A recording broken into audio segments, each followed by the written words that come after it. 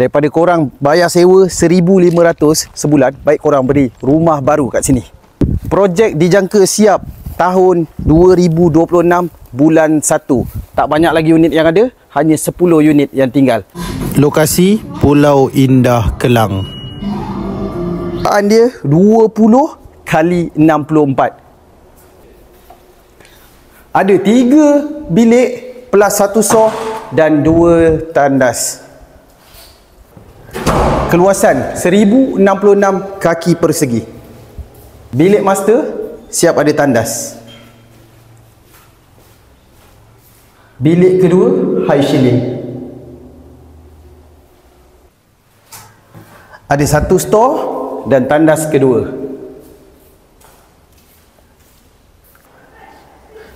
Booking hanya 500, korang akan dapat free MOT, ada rebate, ada cashback. Legal fee pun free. Kalau korang berminat, boleh contact abang, kita datang tengok rumah. Let's go.